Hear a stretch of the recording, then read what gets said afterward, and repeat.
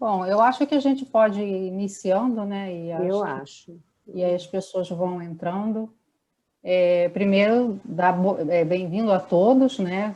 Meu nome é Andréa Viegas, para quem não me conhece, eu sou presidente da Comissão de Gestão Positiva de Conflitos, da ABA do Rio de Janeiro.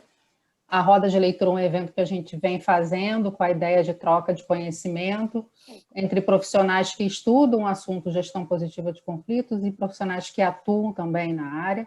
O objetivo é que a gente possa trocar, possa integrar conhecimentos, e a gente vem convidando pessoas que também estão atuando para trazer também seus textos, suas experiências, dividir com a gente, né? Então, esse mês a gente trouxe o Sérgio, né, com um texto da tese dele sobre mediação de conflitos preventiva. Uma coisa importante que já até foi comentado, o evento é gravado, a gente pede sempre a permissão, isso até a gente colocou no Simpla, para que ele seja tanto gravado como fotografado, enfim, o acesso à imagem é gratuito, né, a título gratuito, para que a gente possa disponibilizar o evento para que todos possam ter acesso ao conhecimento. Então, isso é uma das coisas que a gente sempre aborda no início. O objetivo é que seja um evento informal, para que a gente possa, aqui, para quem teve a oportunidade de ler o texto, né, que o Sérgio disponibilizou, a gente possa trocar, e para quem também não teve a oportunidade de ler, o Sérgio vai também fazer uma introdução, explicando um pouco sobre a mediação de conflitos preventivos. Né?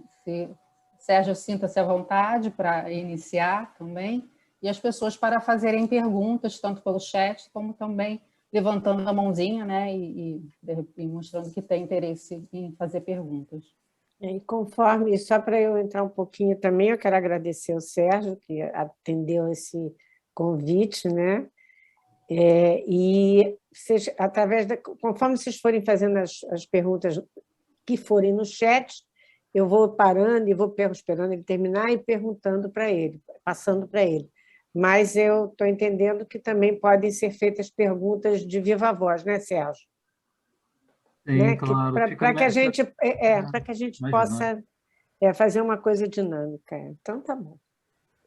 Cristina, eu queria um esclarecimento, que é a primeira vez que estou vindo aqui. E parece que, pelo que funciona, vocês dão um texto, é isso? E se discute na outra vez, é isso? É mais ou menos assim como funciona? Então, no caso, a gente disponibilizou no Simpla um link que daria acesso à tese que está no nosso Telegram, a tese que o Sérgio disponibilizou. Depois também mandamos um e-mail informando também que estaria ali o link e acesso a esse material. Então, a gente geralmente, quando faz a roda de leitura e filme, quando é leitura, a gente disponibiliza alguma leitura para que a gente possa fazer a troca, e quando é filme, a gente também disponibiliza o acesso, o link ao filme, para que a gente possa depois fazer um debate sobre o filme, sempre correlacionado com o assunto de gestão positiva de conflitos. Tá, obrigada. Beleza? Beleza. Então, boa noite a todos. Primeiro, assim, agradecer aí a Cris por esse convite, né, e essa oportunidade de falar e contar um pouco, né, desse texto, desse estudo, dividir com vocês. Obrigado, Andréia, aí também. A gente se encontrou outro dia, se conheceu, né? E então eu vou entrar com tudo aí, tá? Primeiro, assim, o texto, eu às vezes eu fico assim um pouco com vontade de pedir para vocês darem um desconto na questão da escrita, porque o meu histórico, eu sou engenheiro de formação, eu não sou da área de escrita, então também não sou muito bom na coisa da escrita, assim, sabe? E isso porque exatamente parte da minha vida, até sei lá, 48 anos, eu trabalhei em grandes empresas, né? Trabalhei na área de de TI, na área de projetos de informática. Eu me formei em engenharia, fui contratado pela Johnson, aí lá dentro comecei a trabalhar com informática, aí saí de lá, abri uma empresa, trabalhei no Banco Mundial, trabalhei na empresas de medicamento, trabalhei na Petrobras, BNDES, tudo com sistemas, até que eu virei diretor de uma empresa familiar, e essa empresa, eu era diretor, éramos 3 diretores, escritórios no Brasil todo, e essa empresa, ela era uma empresa familiar com muito conflito lá dentro, e aí eu comecei a me interessar pelos conflitos, pelo estudo, pela quantidade de refazeres que aconteciam dentro daquela empresa. Então, apesar das medidas, das decisões, tinha um retrabalho ali muito grande. Por causa dos conflitos, eu comecei a estudar isso com aqueles livros da escola de Harvard, e aí vi que aquilo ali estava mais gostoso e mais apaixonante do que a própria engenharia e do que a própria TI. Então, eu comecei a fazer a minha migração, que levou 3 anos. Eu fiquei ainda como diretor, mas convoquei minha família, falei que ia ser uma mudança bem grande na minha vida e que a gente precisaria, então, economizar e fazer assim para poder ter essa passagem ali. Então, foram 3 anos de preparo até que eu saí dessa empresa e fiz a minha formação em mediação de conflitos lá no Mediare. E lá no Mediare eu conheci também a comunicação não violenta na formação, e aí comecei a pesquisar semanalmente, eram grupos de pesquisa, e aí comecei a trabalhar na Defensoria, no Tribunal de Justiça, fui coordenador da Câmara de Mediação da OAB, e comecei a trabalhar no campo privado. Agora só estou fazendo mediação privada, né? E então esse assim esse é o meu histórico. Mas em relação à mediação de conflitos preventiva, ela surge a partir da experiência, né? A partir da experiência, porque a mediação clássica, ela normalmente as pessoas estão num caminho de separação, né? De rompimento, seja um casal ou seja uma dissolução societária, uma questão de herança. Então, as pessoas estão com alguma dificuldade de comunicação, ou para evitar disso ir para um litígio, acaba acessando a mediação. E as mediações que eu normalmente assisto, que eu normalmente participo, né, e apoio, né, em todos esses lugares que eu falei, acaba que eu estava percebendo que as pessoas já estavam, ainda que não entrassem no litígio, era muito trabalhoso a gente entrar com as nossas ferramentas de comunicação, as nossas ferramentas de negociação, porque o clima, né, as mágoas, os machucados e ali as dores das pessoas, muitas vezes já, apesar de estarem conversando, dá muito trabalho a gente conseguir esfriar aquilo, ter uma escuta das partes, né, ter a valorização de cada uma das partes e o reconhecimento da outra parte. Então, isso é muito difícil nessa mediação tradicional. Eu ficava olhando para aquilo com todo o histórico ali, o background da comunicação não violenta, dos cursos, né, que eu já vinha dando, e aqui tem várias pessoas que participaram dos cursos, obrigado aí, inclusive, por estarem aí. Então, esses cursos, eu conseguia ver que naquela situação da mediação tradicional, muito daquilo que estava se falando, muito das necessidades que estavam se falando, necessidades fundamentais que estavam falando, parecia que aquilo ali já tinha surgido lá atrás, quando as pessoas ainda conversavam, quando as pessoas ainda conseguiam, de alguma maneira, ter algum canal de comunicação, um canal de diálogo. E as necessidades eram as mesmas. E elas, então, se mantiveram na falta, de alguma forma, até chegar naquele nível de dor.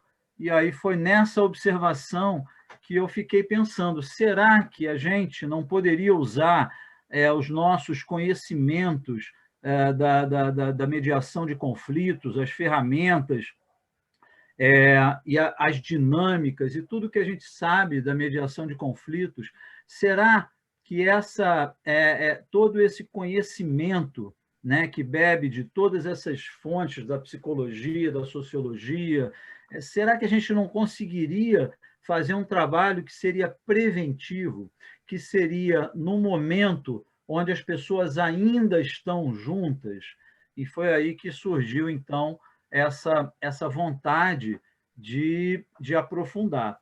E aí, nessa vontade de aprofundar, eu vi que eu iria cair, ou aqueles que vierem a atuar com isso, né, a mediação preventiva, iria cair numa necessidade de ter um conhecimento e uma experiência da questão subjetiva, da pauta subjetiva, precisaria ter eu achei isso, né? Eu, pelo menos, que vim, então, de uma área de exatas, eu senti muita necessidade de ter um estudo mais aprofundado dessa questão do humano, do subjetivo. Foi aí que eu fiz, então, uma pós-graduação em psicologia clínica, na abordagem centrada na pessoa. Essa pós-graduação, ela estuda a fundo a vida, né, e a abordagem que foi trazida pelo Carl Rogers. E o Carl Rogers, ele assim, acho que, sei lá, depois de Freud, né, ele tem uma importância no meio da psicologia muito grande, e ele traz alguns princípios que permeiam hoje várias linhas, né, inclusive da mediação. Quem se aproximar da mediação transformativa vai ver muito do Carl Rogers lá, porque ela é totalmente não diretiva, né? É uma mediação que quando a gente fala de mediação avaliativa, né, ela é extremamente não avaliativa, assim, no top, né, de não avaliativo. Então, eu fiz essa pós-graduação e foi aí que eu acabei escrevendo esse trabalho que vocês tiveram acesso e continuarão tendo, né, se for o caso, para misturar a mediação de conflitos com essa abordagem psicológica, que é a abordagem centrada na pessoa. E aí eu posso falar um pouco agora sobre o trabalho em si. Eu fiz uma apresentação, falei assim genericamente, acho que eu daria uma parada agora, só para saber se vocês estão acompanhando, se estão juntos, se querem, de repente, fazer uma pergunta sobre essa história, essa experiência, alguma coisa que vocês queiram saber aí da minha vida também, é um livro aberto. Daqui a pouco eu falo do trabalho. Eu tô...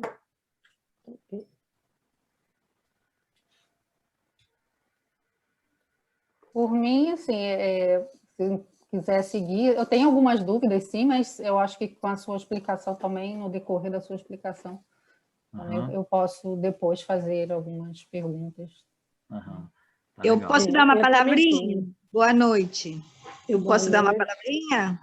Meu nome é Mariana. É que estou sem câmera, não posso abrir a câmera agora. É como ele falou da passagem, né, da vida de empresário, né, de executivo, aliás, para esse mundo da mediação, e precisou da ajuda da família para entender essa passagem. E eu pergunto, existe uma frase que a gente fala muito e ouve muito, que é que santo de casa não faz milagres. O Sérgio considera que essa metodologia pode ser utilizada na família? Você utilizou alguma dessas suas das suas aprendizagens com a sua própria família ou não houve necessidade? Obrigado, Mariana, por me dar essa deixa, porque, na realidade, assim, eu, como empresário, eu trabalhava até tarde, eu olhava pouco para menos do que eu gostaria para minha família, de uma certa forma. Então, quando eu comecei a estudar isso, a mediação, eu acho que o resultado foi imediato na minha família, né? Primeiro assim, eu acho que eu ganhei um filho, porque eu tenho 2 filhos, né? Mas um dos filhos, o mais velho, estava numa situação de vida muito muito complicada mesmo, assim, de ser envolvido com drogas, envolvido com pessoas assim esquisitíssimas. Ele teve uma overdose, então ficou internado numa clínica. Foi um momento muito difícil na minha vida, e isso, de uma certa forma, também me apoiou a fazer uma transição, né? Eu comecei a me aproximar mais, né, podendo ter essa questão da não violência, da escuta, né, da consideração pelo outro, e graças a Deus, assim, a todo o trabalho da família e todas as pessoas ao redor, por exemplo, o meu filho, ele encontrou a turma dele lá do teatro, fez aqui, se formou em teatro, aí agora saiu um filme, depois um filme que ele tinha feito, agora foi lançado, fez várias peças, foi convidado para trabalhar, ficou super feliz, e saiu construindo a vida dele agora. Ele está morando lá no interior do Rio, em Lumiar, e trabalhando lá, enfim. E às vezes eu estava conversando com ele agora esse final de semana, e aí eu fico conversando, eu vou lá para o aterro dar uma caminhada e fico conversando com meu filho por 3 horas, 4 horas. E ele tem 26 anos, eu tenho 58, né? Então eu fico muito grato a tudo isso, a todos esses recursos que a gente recebeu, que, né, como mediador, na capacidade de se conectar com a outra pessoa, porque isso eu valorizo muito, sabe? Ter um filho de outra geração, numa outra história, e poder ter conversa com ele, conversa com a minha filha, sabe? Todo mundo, a minha esposa também. Então a gente teve um momento também que a família toda, passou a se reunir semanalmente, num determinado horário, para conversar sobre as coisas. Foi uma proposta que eu fiz, e aí a minha família, nós 4, a gente se reunia e trazíamos as coisas da convivência da casa que eram preocupantes para cada um de nós. Então, a gente tinha um espaço onde cada um falava, e aí, aos poucos, as pessoas também, né, com a prática, conseguem absorver isso que a gente tem, de alguma maneira, de poder escutar, né? Então, a gente tinha conversas assim muito ricas, e conseguimos ter uma união da família que eu me orgulho muito, Mariana. Então, quando você me faz essa pergunta, é um presente que você me dá para eu poder compartilhar dessa minha experiência, sabe? Porque para mim isso aí já é quase 100% do que eu preciso, assim, para poder estar onde eu estou, estudar mais e fazer pelas pessoas. Porque, assim, se for comparar, né, cara, salário que eu tinha, o salário desses 3 anos me bancou por 6, entendeu? Então, não é por dinheiro, entendeu? Não é por dinheiro. Então realmente por fazer pelo próximo, por levar essa coisa que apaixona a gente. Mas é isso, Mariana, espero ter... Obrigada, Sérgio, adorei você ter compartilhado essa sua vivência intrafamília, muito legal, obrigada. Eu já conheci uma parte dessa história e agradeço muito você compartilhar conosco, isso é muito bom, isso é muito bom, a gente vai se vendo na história, vai lá. Adorei.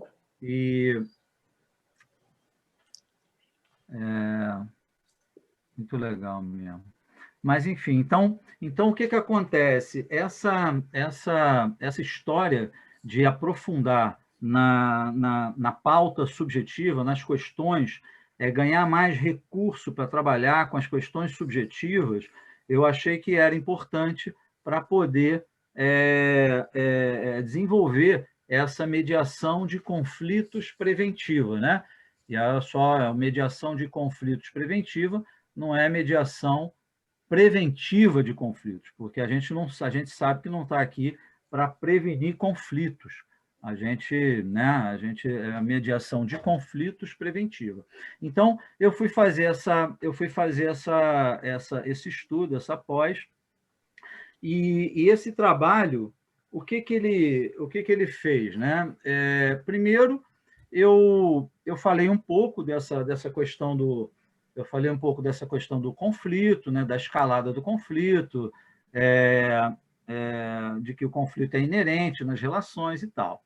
Depois, eu entrei nesse encontro da abordagem centrada na pessoa do Carl Rogers com a mediação, e fiz isso através da comunicação não violenta, porque a comunicação não violenta, ela para quem conhece, né, ela entra muito ali buscando a conexão das pessoas. E a abordagem centrada na pessoa, ela também tem esse trabalho, né?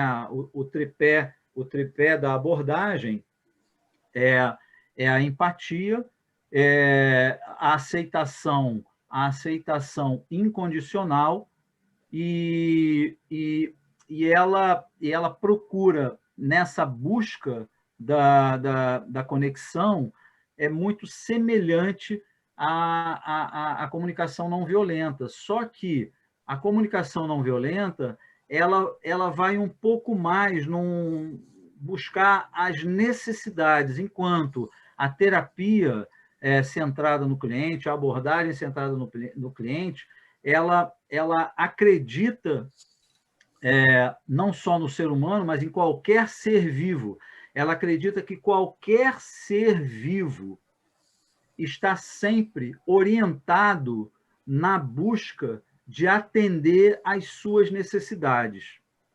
Então, ela acredita no organismo, ela acredita na pessoa. E o terapeuta, vamos dizer, da abordagem, ele só cria as condições necessárias e suficientes para que a pessoa ela se desenvolva e, por si mesma, descubra os seus caminhos. Então, isso é chamado tendência atualizante na abordagem e é um princípio básico da abordagem.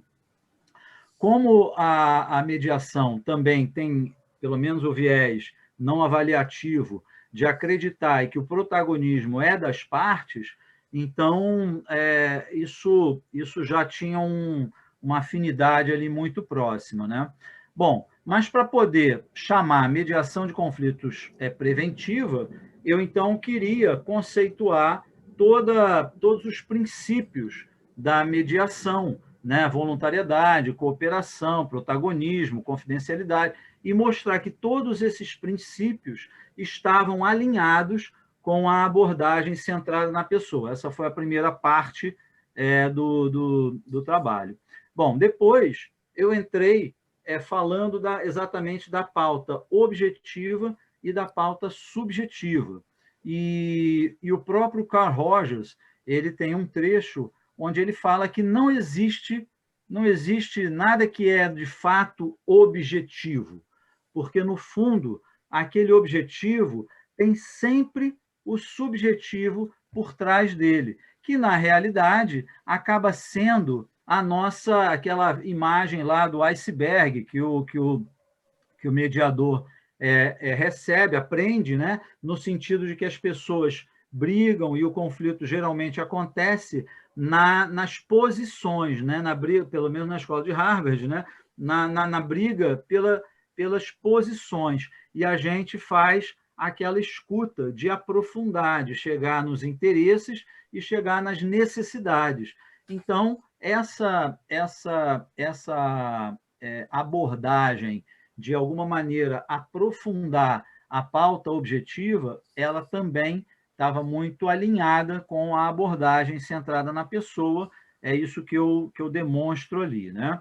Bom, depois eu mostrei que a vida do Carl Rogers, a vida dele, ele começa com um desenvolvimento dentro da clínica, atendendo uma pessoa, e depois ele parte para começar a fazer pequenos grupos, e ele chamava de grupos de encontro. E esses grupos começou com 8, depois foi para 15, depois foi para 100, e ele teve eventos onde ele reunia 3.000 pessoas fazendo esse trabalho da abordagem com 3.000 pessoas, e ele termina os últimos 10 anos de vida dele, ele termina mediando grupos, etnias, viaja. Então, ele virou um mediador, de uma certa forma. Quem escreve sobre isso é a Maria do Céu Battaglia, né, que é mediadora lá do Mediar e é supervisora, talvez muita gente conheça aqui.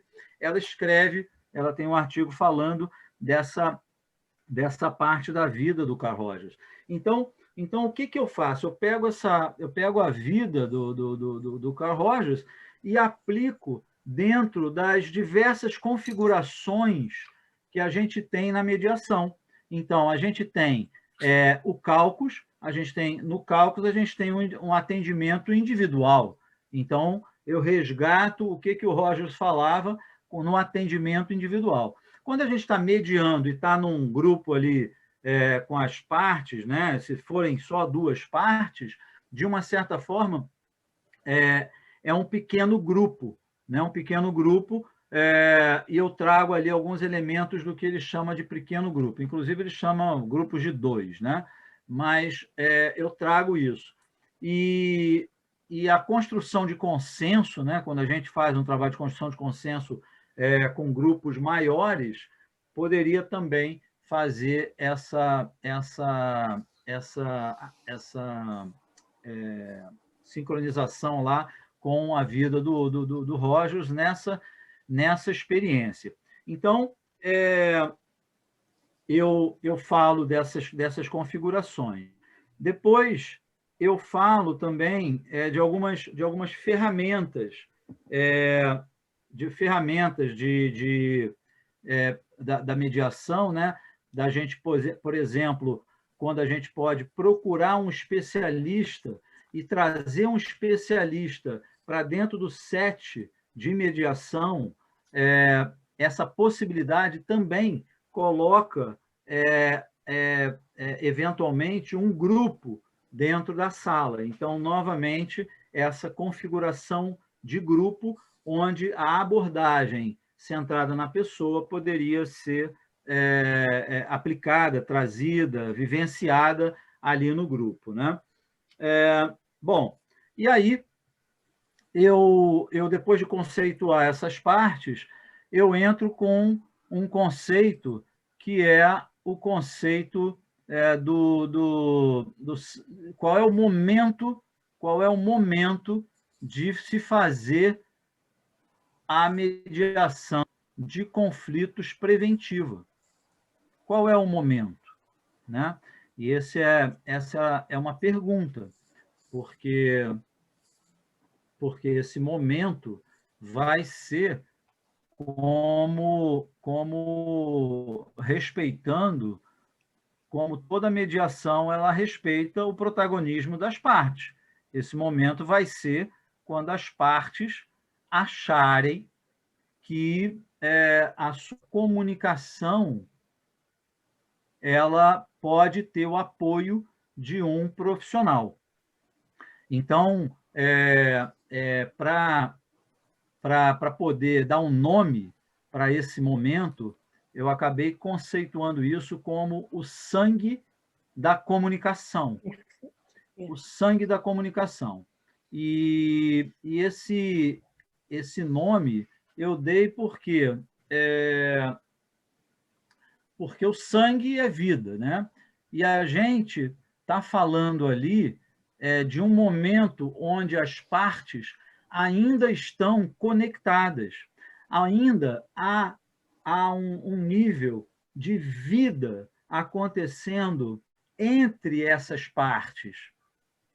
Então, por exemplo, uma vez eu estava eu fui num dentista, que por acaso era o meu irmão, e aí ele estava me falando da inflamação, a inflamação do dente, né?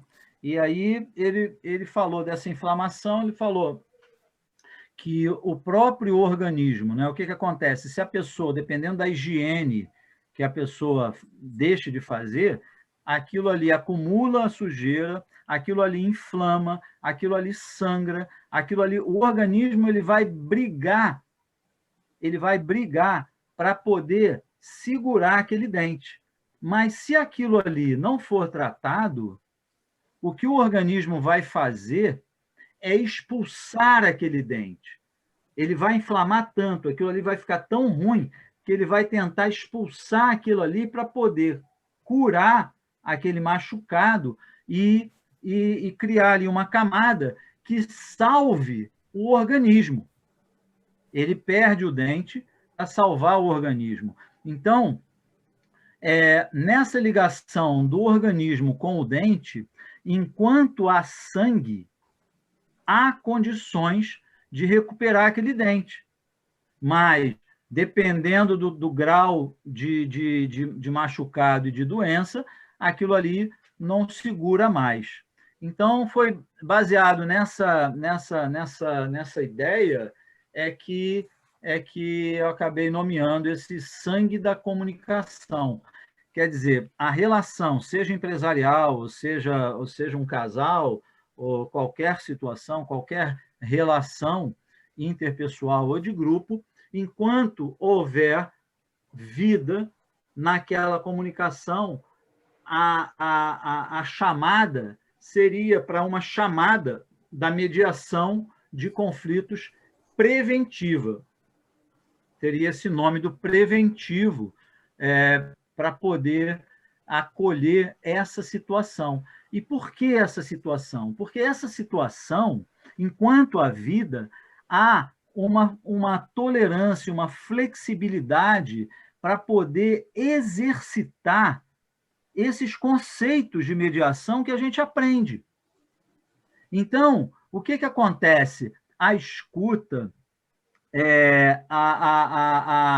a consideração, o reconhecimento, tudo isso é possível de ser amadurecido, evoluído, enquanto esse sangue ainda está ali. Claro que a gente consegue isso também, e esse é o nosso trabalho, quando os mediandos já estão se separando.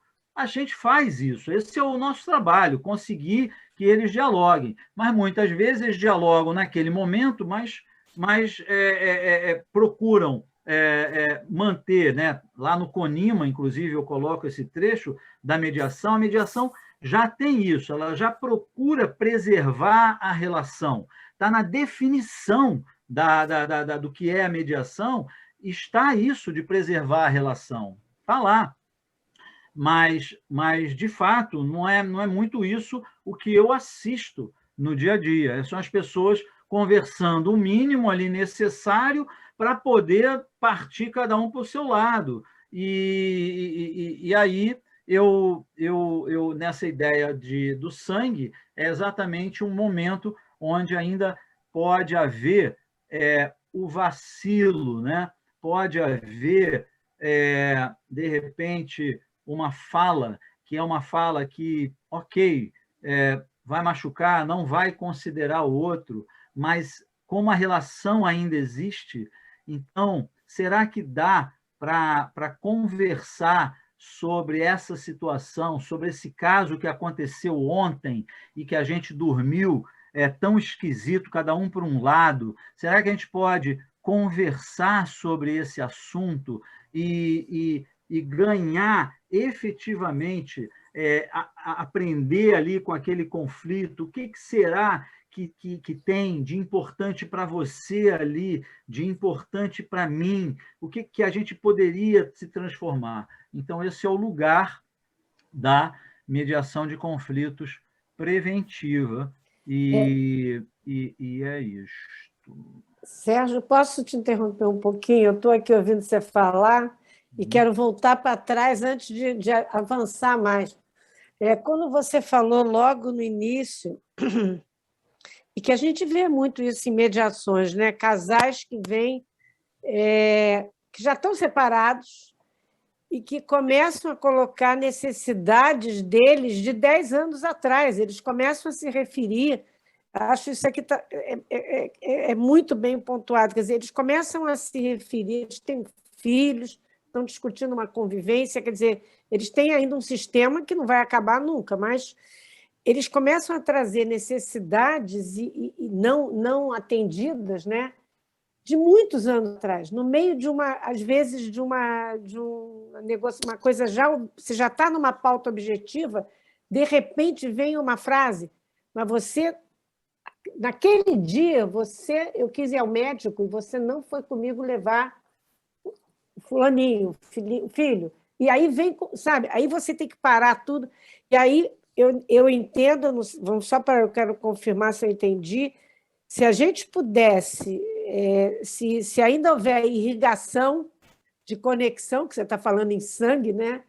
Se houver ainda alguma irrigação, através das ferramentas, talvez a gente consiga, mesmo eles separados, eles já têm outras famílias, não importa, já estão em outras empresas, mas que a gente consiga fazer, nem que seja como, vamos colocar um state aí, né?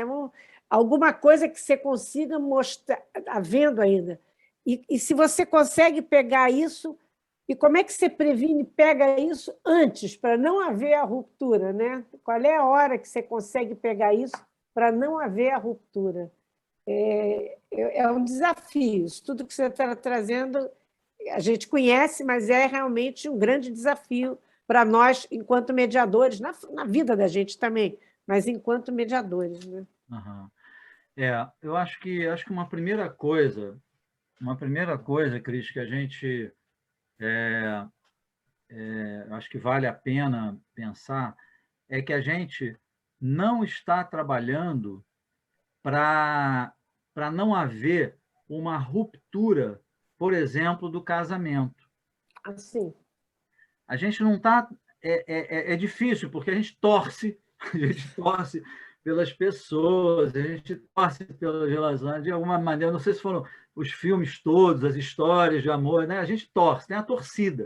Não, mas, na realidade, as histórias de amor que nós vivemos também, né? Quem não, né? Quem não? E aí eu acho que tem aí uma torcida, né? Eu quero admitir que a gente tem essa torcida.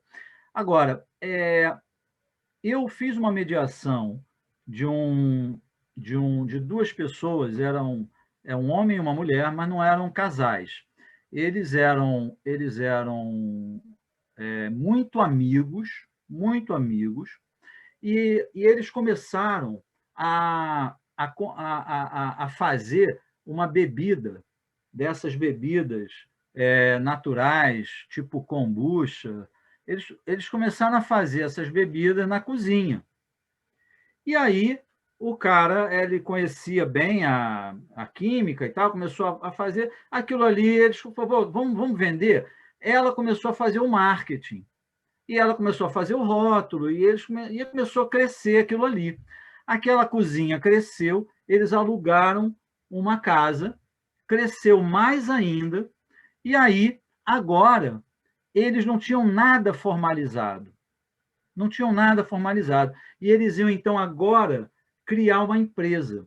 E quando eles foram criar a empresa, na hora de falar sobre os percentuais de cada um, era óbvio para uma das pessoas que o percentual devia ser 50%, porque sempre foi tudo dividido. Mas, para outra pessoa, isso não era óbvio, porque a pessoa trabalhava até 10 horas da noite, a pessoa lia, estudava, fazia. Então, ela tinha uma sensação de que o trabalho dela durante aqueles 4 anos lá que eles ficaram crescendo foi muito maior do que o da outra pessoa. Então, na hora que eles foram escrever esse acordo, eles eram muito amigos ainda, gostavam um do outro, mas não conseguiam decidir sobre esse percentual, e aí me chamaram para fazer a conversa. E nessa conversa, nesse trabalho, a gente foi ouvindo essas situações, eu já estou trazendo aqui para vocês um resumo, né? A gente foi ouvindo, e até que chegou um determinado momento que essa pessoa, uma delas, né, ela falou assim: olha, eu prefiro ficar com esta pessoa aqui que tá se conectando comigo agora. E essa pessoa que está se conectando comigo é meu amigo ou é minha amiga, não é meu sócio ou minha sócia. Então, eu não quero mais a empresa. Eu prefiro manter a nossa amizade. E aí, vamos combinar agora a venda da minha parte. E aí, essa parte não foi dolorosa, eles combinaram alguma coisa e se separaram. Então, o que eu quero dizer com isso? Que na realidade, é uma separação, mas as pessoas continuam conectadas. Isso pode ser um casal. Quantos casais que a gente conhece que se separam e são amigos e conversam sobre o filho e tomam decisões e falam e está tudo ótimo. É uma separação conectados. Então, é disso que a gente está falando. Ainda que venha a se separar, a mediação de conflitos preventiva, ela cria uma base para que as pessoas possam se separar conectados. Então, eu acho que é mais por aí.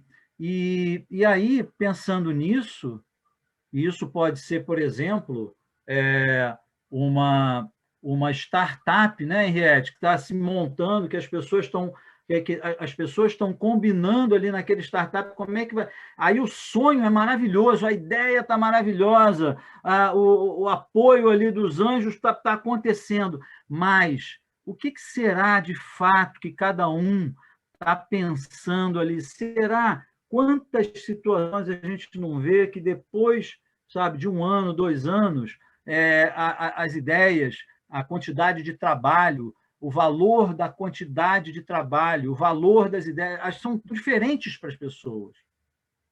Essa quantificação é uma coisa que dá muito problema, você tem toda a razão, achei excelente o exemplo, né? E o Christian está aí para corroborar, né? Que é meu sócio também na Criabis Ventures, e a gente trabalha com 14 startups, e dia sim, outro também, né, Christian? Os problemas. Você quer falar alguma coisa sobre isso?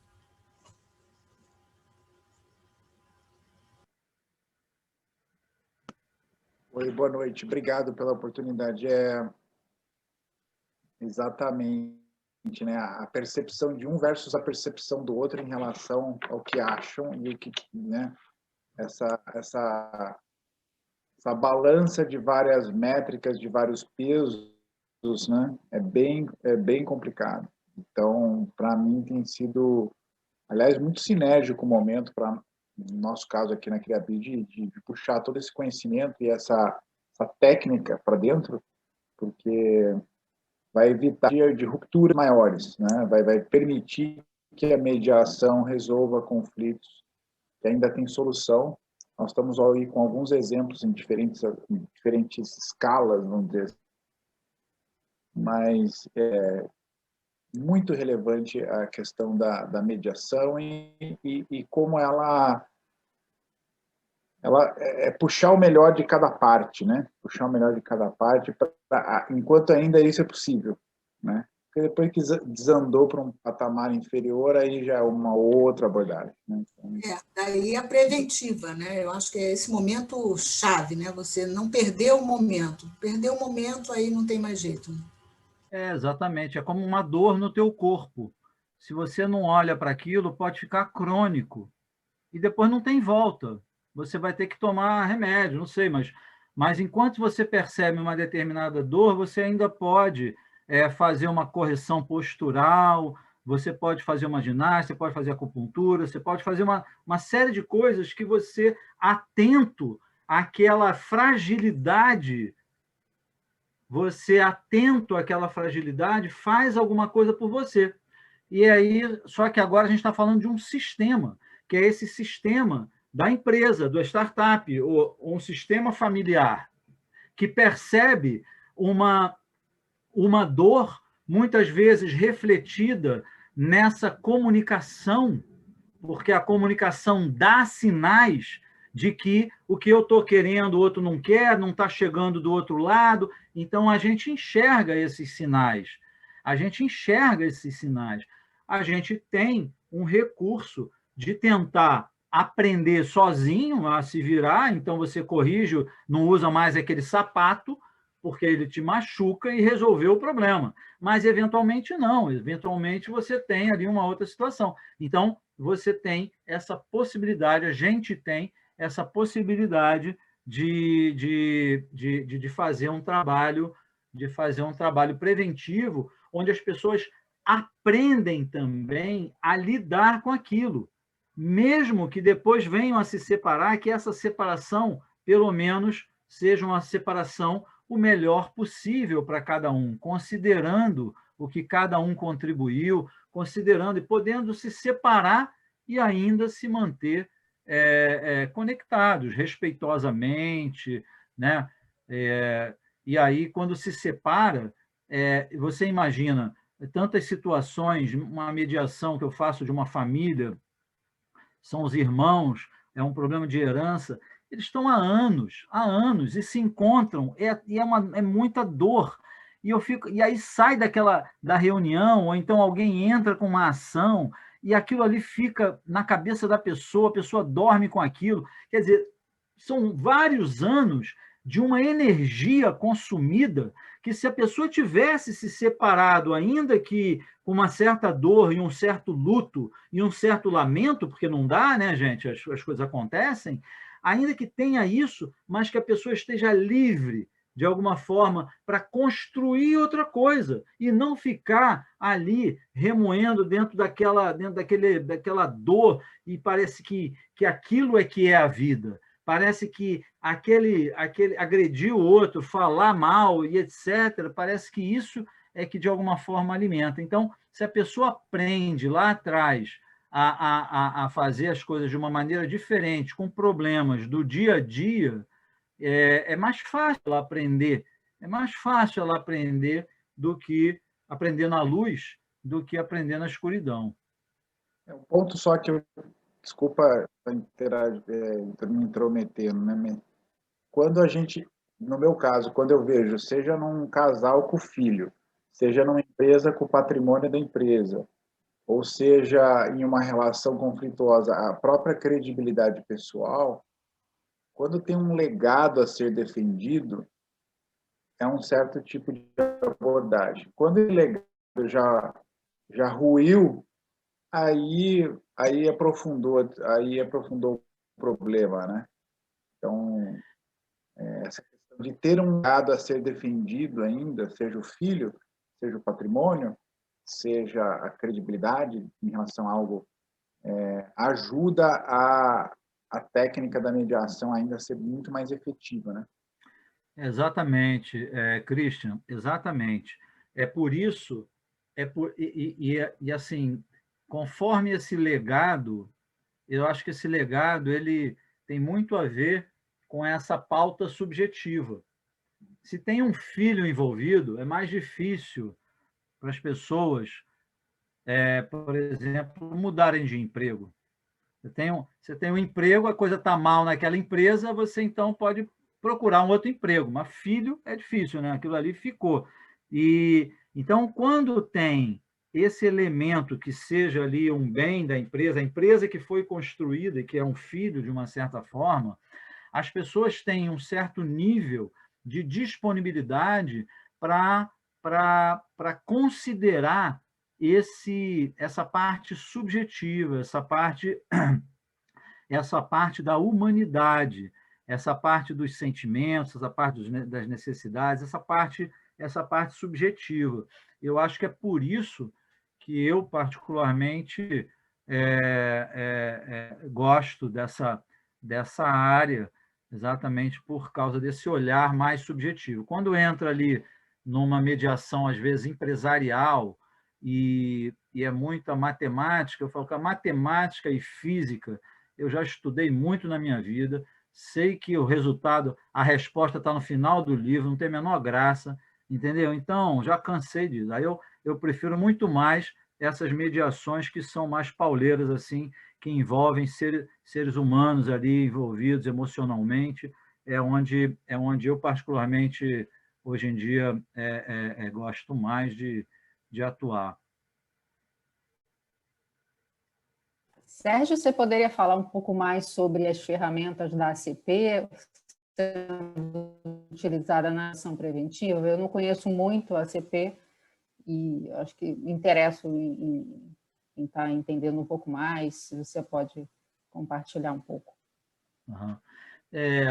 A ACP ela tem uma base, que é uma base da não diretividade, né? E a base fundamental seria essa tendência atualizante que eu falei para vocês, que é essa capacidade de qualquer organismo de se orientar na busca e no atendimento das suas necessidades, né? A partir daí, o Rogers ele coloca que, vamos dizer, que o terapeuta ou o facilitador ou o mediador, ele estaria, o trabalho dele seria de criar as condições necessárias e suficientes para que aquilo ali floresça, para que aquilo ali brote. No nosso caso, para que as opções, para que novas opções, soluções possam brotar daquele conflito ali, né? Que no caso são a situação dos dois. Então, na criação dessas condições necessárias e suficientes, ele fala da empatia. Então, a empatia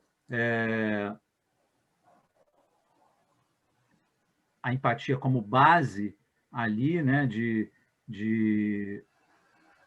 conseguir não se colocar, né, mas é uma visita ao lugar do outro, né? Não é se mudar para lá, mas é visitar o lugar do outro, mas com uma escuta profunda ali dessa empatia.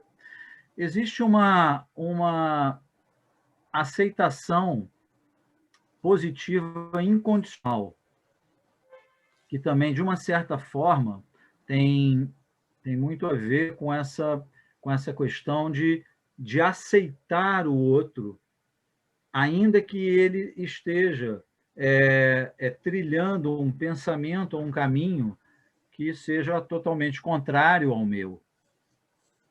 Então, essa aceitação incondicional. E então, quer dizer, baseado nesses princípios, que, aliás, falta um, mas eu agora estou me dando um branco aqui, deixa eu... Que bobeira, hein? Autenticidade.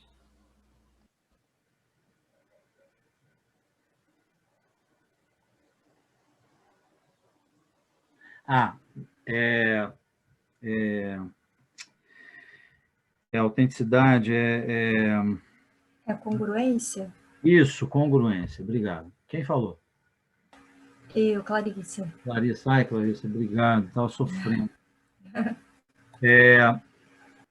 Que é exatamente a congruência. E a congruência, a primeira vez que eu vi, né, vi também num curso de mediação, falando sobre congruência, que era o seguinte: vocês já viram aquele gráfico que aparece assim, que diz que uma pessoa, quando está falando,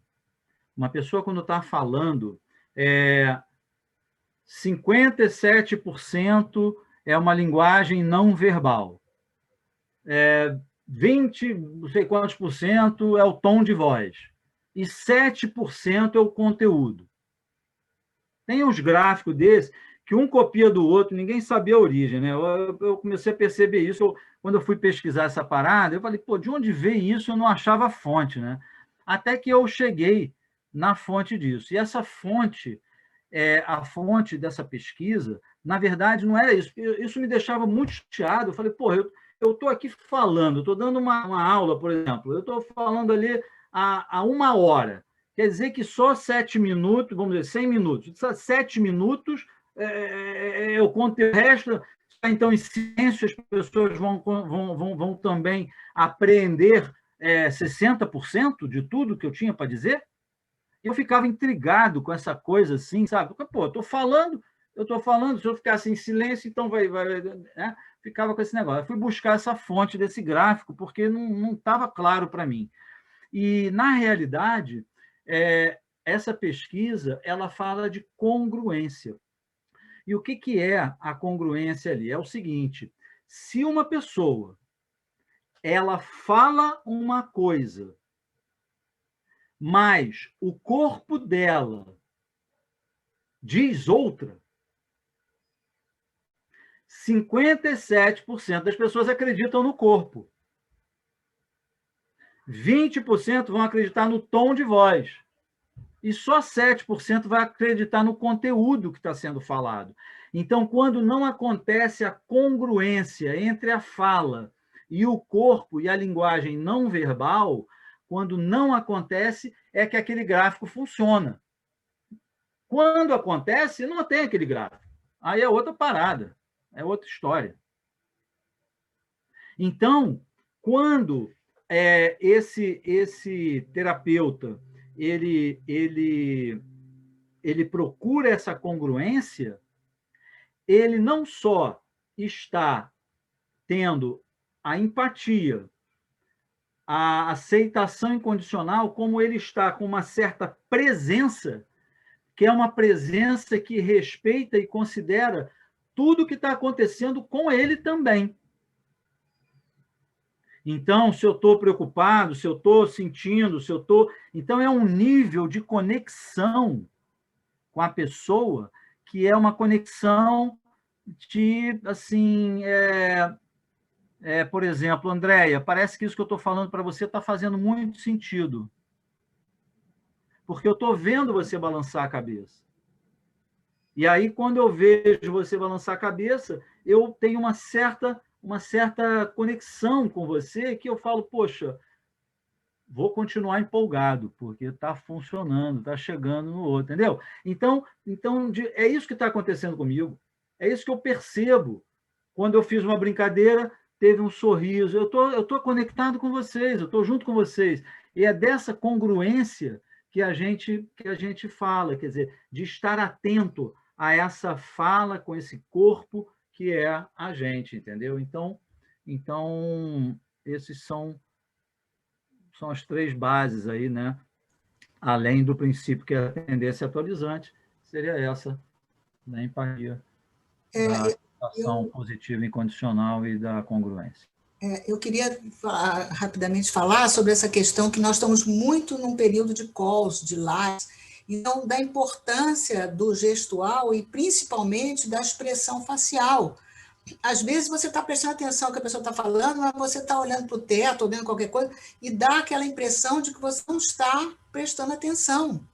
Né? Então, uma necessidade muito grande que eu percebo de você estar atento à sua fisionomia, à sua face, ao que você está se apresentando, como você está se apresentando, porque isso está tendo um impacto muito maior, eu acho, no vídeo, do que propriamente quando você está pessoalmente, que aí você tem um contexto mais geral da pessoa, né? Você está vendo a pessoa como um todo. Mas aí não, quer dizer, a minha câmera está lá em cima, de repente eu estou olhando para baixo, você está achando que eu estou olhando para baixo, mas não é, é que a minha câmera está aqui em cima. Então, todos esses detalhes precisam ser vistos. Às vezes você está escuro, a pessoa, poxa, o cara não penteou o cabelo, não botou um batom. Então, tudo isso começa enfim, eu tenho percebido a importância desses detalhes para você ter uma comunicação fluida, né? Como você está falando, você se sentir conectado com os outros. É isso. É um exercício, né, que a gente está fazendo, né? Sabe aquela coisa que a pessoa que não tem visão, a pessoa que de repente tem é cego, desenvolve um tipo de percepção no entorno que a gente nem alcança, né? Por causa dessa necessidade mesmo de leitura e tal. Então, eu acredito que a gente, com essa quantidade também de encontros virtuais, a gente vai pegando coisas que antes a gente não precisava olhar, porque estava junto, essas informações vinham de outras formas. Então, eu também acredito que a gente também vai se aprimorando. Dentro dessa... Só uma parte aqui, né? Dentro dessa formação lá do Carl Rogers, além do Marshall Rosenberg, teve um outro cara que seguiu o Carl Rogers, que foi o Eugene Gendlin. E ele desenvolveu uma terapia, né? um trabalho, não chega a ser uma terapia, chamado focalização. Esse trabalho de focalização, focusing, ele é um trabalho de uma empatia e conexão extrema. E eu estou terminando agora a formação, né? São 3 anos, eu estou terminando essa formação para fazer... Sérgio, eu já usei em treinamentos comportamentais, é uma pesquisa francesa, diz que 7% não deu o resto. Então, é uma conexão extrema. E eu estou percebendo nos atendimentos que eu tenho feito, né, e nos exercícios, que surpreende muito, porque surpreende essa conexão aqui virtual, sabe? Porque, poxa, consegue-se também conexões muito, muito profundas. E essa posição que você está, por exemplo, Henriette, que você está afastada, a gente vê muito mais o teu corpo, por exemplo, do que o corpo, por exemplo, de outras pessoas. Então, por quê? Está mais do que o meu, né? O meu só está vendo aqui. Então, eventualmente, nesses atendimentos, a gente até pede para afastar um pouco, para a gente ter uma visão. Mas isso era mais no início. Depois eu vou te falar que eu nunca mais eu pedi para afastar, porque, na verdade, não sei, eu mesmo me aproximo, parece que na hora que vai conectar tem uma proximidade. Mas é uma experiência mesmo. Sérgio, tem uma pergunta aqui. Clarissa, você quer colocar a pergunta ou você quer que eu leia? Posso contar um um lance interessante sobre essa coisa que eu acho que fala um pouco do futuro. Desculpa, Cris. Não tem problema. Depois eu andei falando isso outro dia e eu percebi que isso traz um pouco de um futuro em cima dessa pandemia, dessa experiência online, que é o seguinte: eu já atendia, como eu sou da área de TI, também não tenho muito problema com informática e tal, então eu já atendia pelo Zoom antes da pandemia. E eu atendia um casal que morava no Espírito Santo.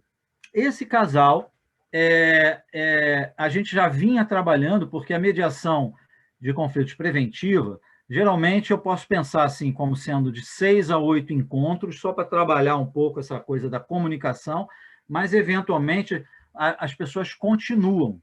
As pessoas continuam porque aquilo ali é um horário onde as pessoas conseguem conversar, se encontram, e elas gostam, e continuam. E esse casal estava comigo já há, sei lá, uns 8 meses, né? E parava, tinha um intervalo e tal. Aí, eles, de repente, falaram assim: poxa, Sérgio, a gente vai para o Rio na semana que vem, daqui a 10 dias, a gente vai para o Rio. E aí, quando eles falaram isso, rolou um silêncio. Rolou um silêncio, eles falaram, ficaram quietos, eu também fiquei quieto, ficou todo mundo quieto. Assim, que nem a gente. Foi em silêncio. Aí eu falei: gente, está rolando um silêncio aqui e eu vou compartilhar com vocês o que está comigo, a tal da congruência. Eu fiquei com aquela parada aqui me martelando. Falei: cara, eu não sei se eu quero convidar vocês para virem na minha sala, no meu consultório, na minha sala de atendimento, para encontrar vocês pessoalmente. Eu não sei.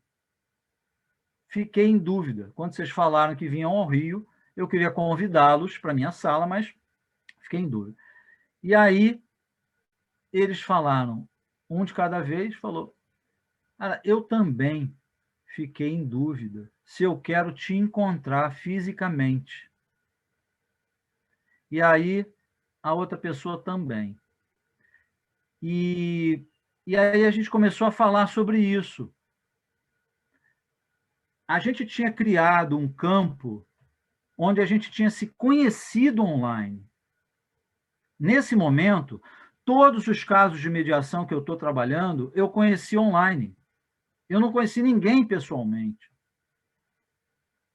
E, ao conhecer online, foi criado um campo do online. O campo que eu conheço e que deu certo, vamos dizer assim, com aquele casal, foi no online.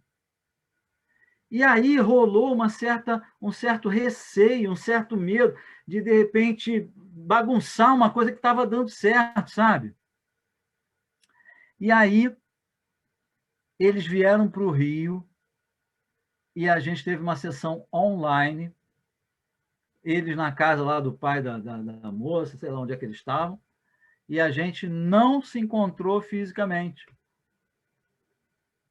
E eu achei isso muito interessante, porque eu fico achando que assim, bom, não estou nem considerando quem está em outro país, né? Aí também não é. Mas assim, mesmo perto da gente, a possibilidade, às vezes, de fazer um atendimento presencial, eu não sei se vai rolar.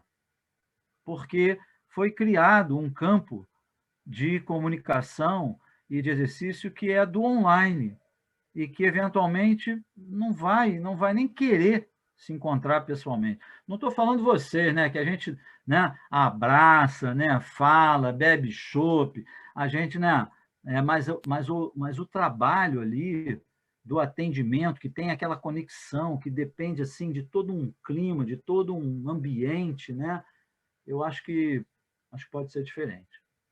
Queria compartilhar com vocês essa... Eu acho que você tem razão, Sérgio. Eu acho porque a gente... Eu estou vendo aqui quantas pessoas aqui na tela eu conheço pessoalmente, né? São meia dúzia de pessoas que eu conheço pessoalmente, né? Com algumas eu já sentei para tomar chopp, outras não, outras eu fiz mediação. Mas acho que todos nós aqui, né? Nós temos um grupo enorme que nós, por exemplo, da comissão mesmo, A Célia eu conheço porque a Célia foi a que me apresentou, isso ainda foi presencial. E aí isso é uma coisa que a gente tem que pensar. Meu Deus, não tinha pensado nisso ainda. É de se pensar. Eu só queria agora falar, a Clarissa colocou aqui uma reflexão para todos.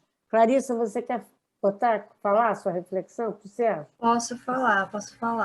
Boa noite a todos, então. A Clarissa, Sérgio, é a nossa coordenadora no Sejusc da capital. Não sei se você sabe. Desculpa, Clarissa, só porque... Não, por nada. Vai lá. Prazer, Sérgio. Na verdade, a minha pergunta é uma pergunta reflexão, né? A gente pensando assim nessa ideia de mediação preventiva, né?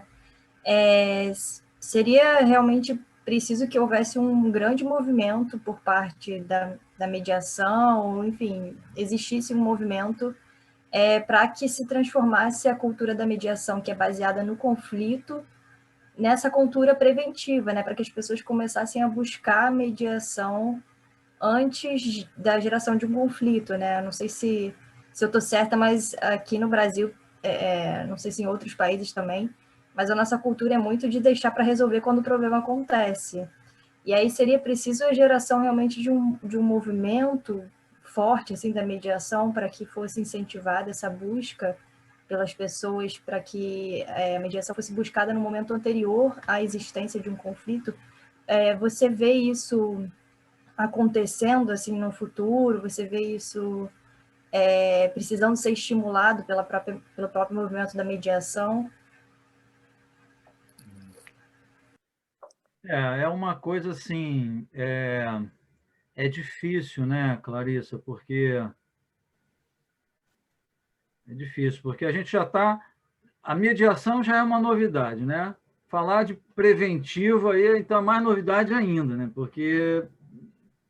Então, é complicado. A gente tem uma questão de confiança, né, das pessoas conseguirem passar pelo processo e a experiência de ter sido positivo ser difundida. Eu acho que isso é o que faria mudar e as pessoas procurarem mais a mediação e a mediação de conflitos preventivos. Para que isso aconteça, a gente tem muita vantagem, de repente, a comunicação ser como ela é hoje. Eu me lembro, por exemplo,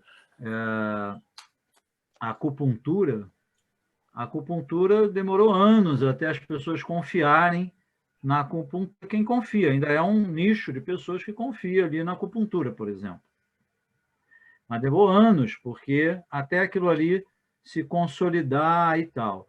Eu acho que a gente sai um pouco na vantagem, porque se de repente rolar uma série da Netflix, Os Mediadores, e aí vem lá uma situação, isso daí já dá um empurrão que é capaz de mudar o rumo totalmente, sabe, em 6 meses, mudar totalmente a visão da mediação. Se aparece uma cena, eu nem sei se já apareceu, né?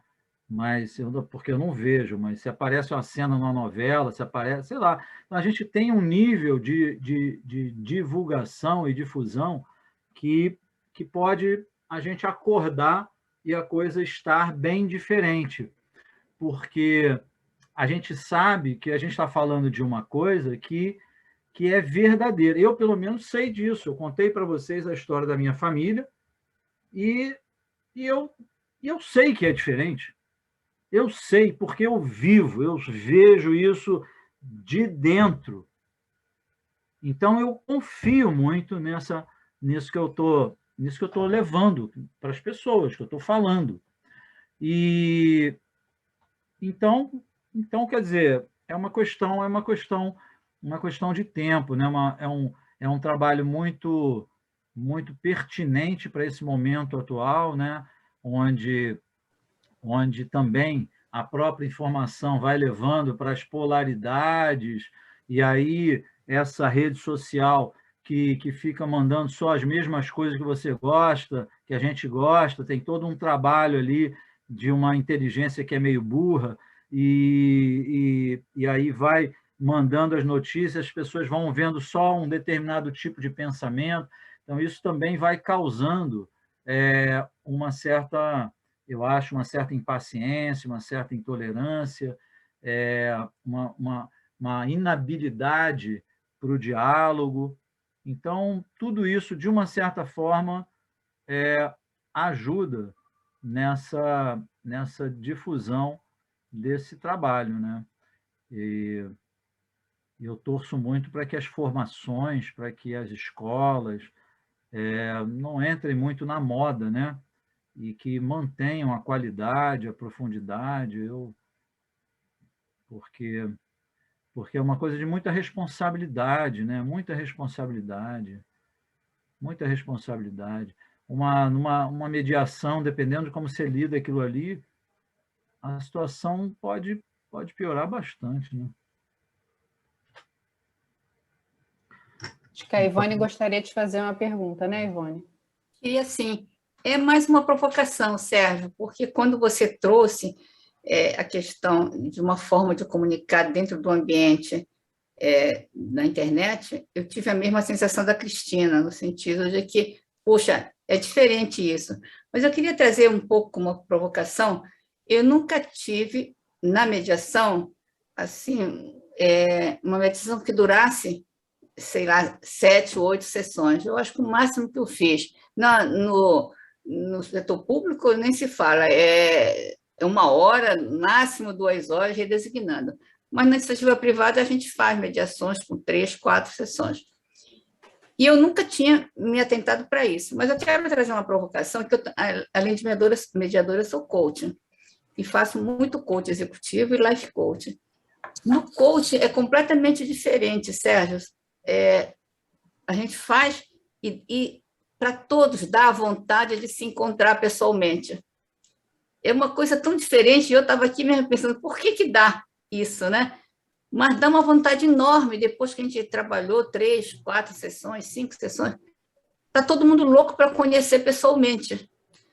E eu não entendo isso direito, mas ao te ouvir falar, eu disse, puxa, mas então será que é no coaching que não é assim? Né? Então, e quando a gente volta, seguindo as sessões, é como se a gente estivesse mais juntos, quando a gente se vê, porque agora, já para esse finalzinho, eu já me encontrei com 3 coaches executivos, eu fui para São Paulo, eu estou no Rio, e tive a oportunidade de vê-los. Eles queriam muito ver. E a gente voltou diferente. Então, é só uma provocação, um sentimento que eu estou te trazendo, mas que difere dessa percepção, pelo menos no caso do coach, né? Da mediação eu não sei te dizer, mas do coach eu vi que traz uma melhoria enorme. É interessante sim, isso que você está falando, Ivone. E, bom, eu fiz uma formação de coaching no Instituto Japonês de Coaching. Ali, eita! Ali eu adorei o curso, adorei as técnicas, tudo que foi passado ali. Você está falando, eu estou tentando me lembrar o que poderia trazer uma diferença.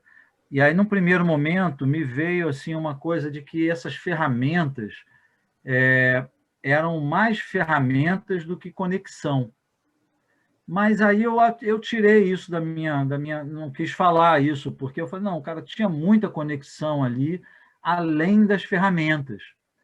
Então eu só estou aqui dividindo a minha reflexão, mas eu não tenho resposta, não. Eu não saberia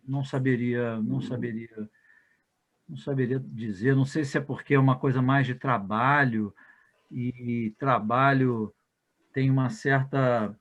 Parece que, não sei, tem um início, meio e fim diferente, um pouco mais bem acabado ali, aquele tema.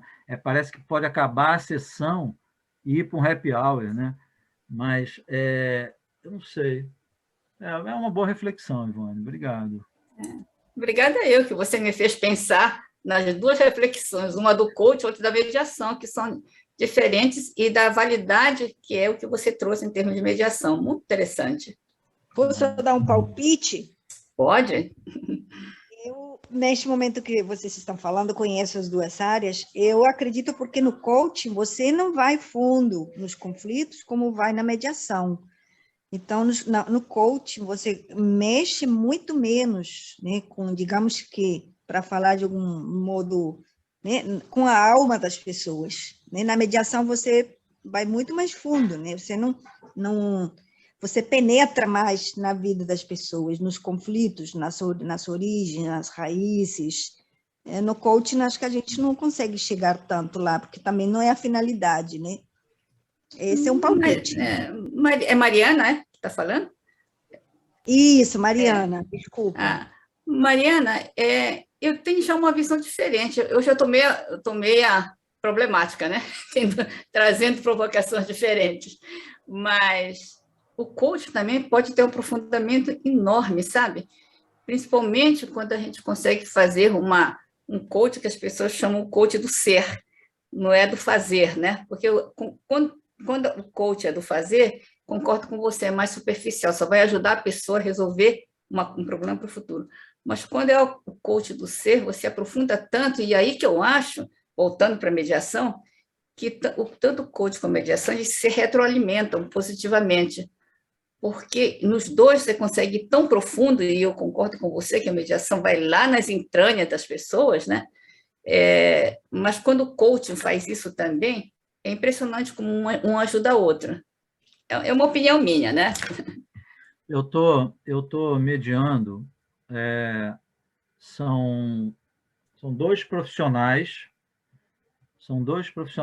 diretores executivos de uma multinacional muito, muito grande da área de perfumaria. E essas pessoas, esses dois diretores, eles foram amigos num determinado passado. Foram amigos lá no passado, e aí aconteceu alguma coisa que eles começaram a se desentender e tal, e permaneceram na empresa.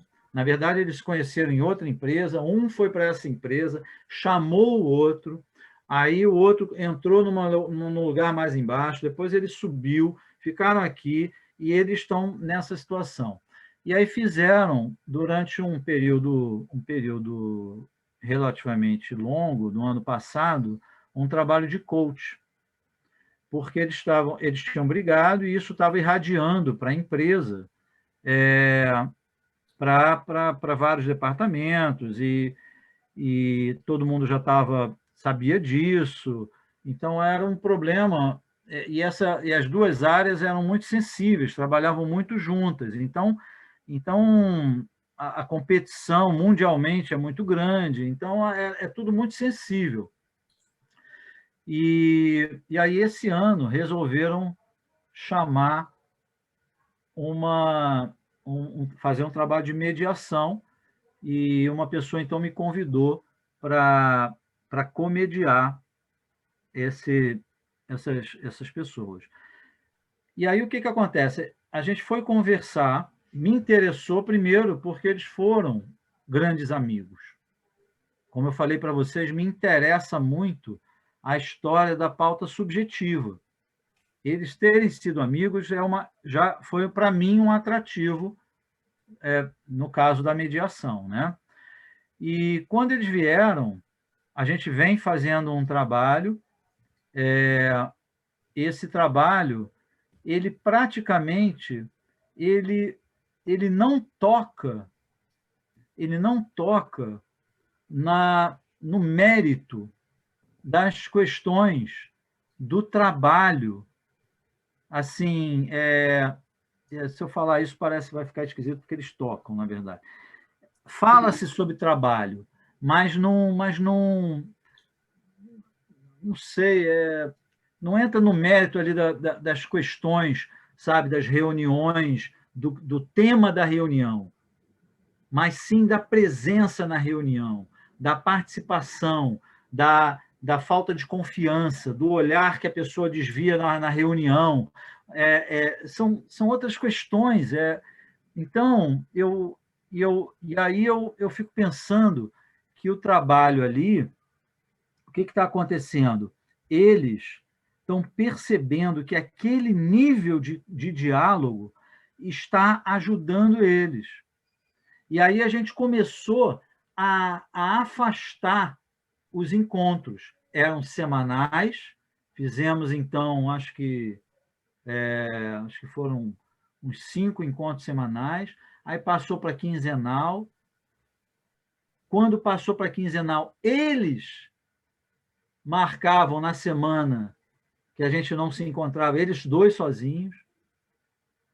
Ainda que eles são diretores e não têm horário nenhum, eles encontraram um horário. E aí, quando alguém falou, não, mas essa semana não tem nada para conversar, falou, dane-se, nosso combinado é se encontrar.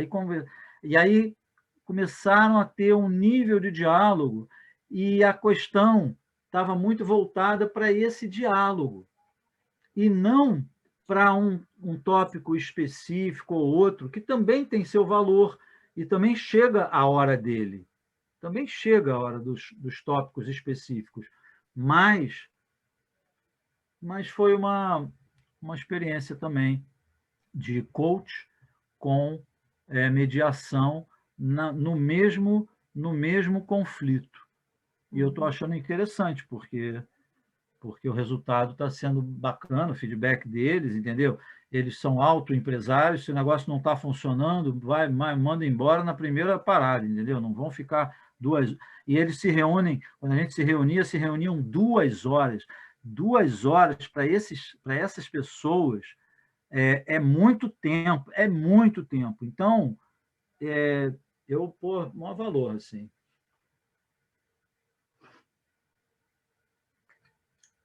Não traz resposta, né, Ivone? Mas traz mais um pouco de tempero aí para a panela, né?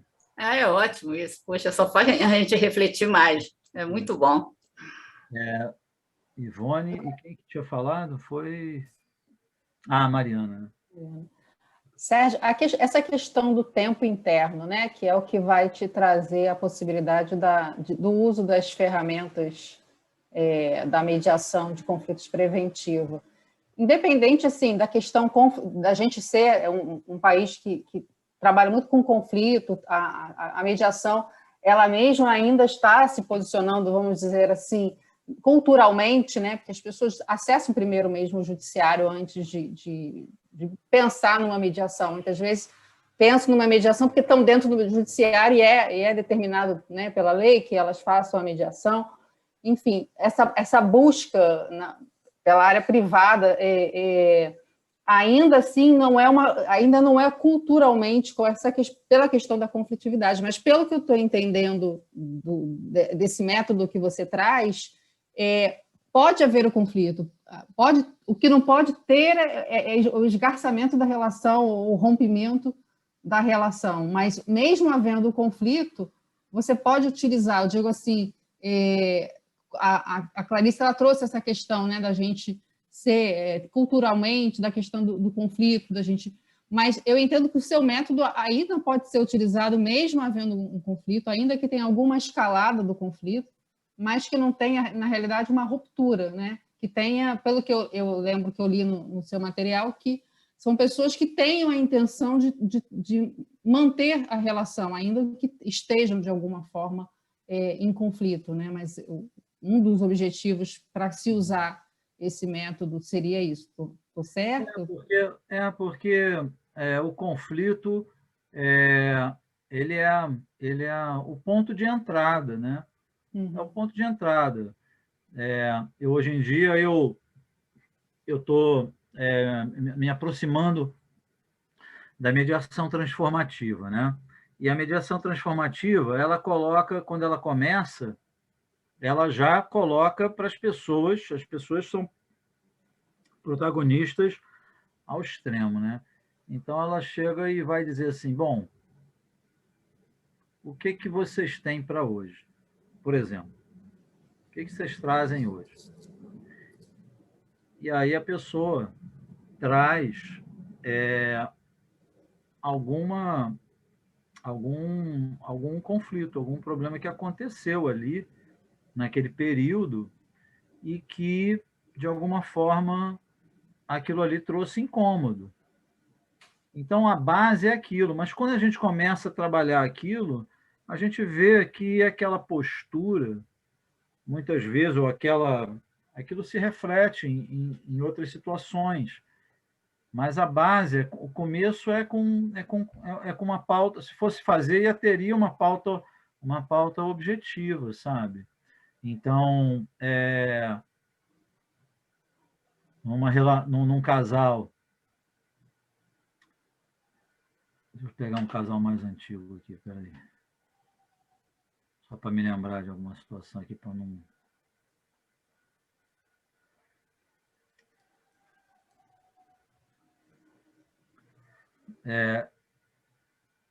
Num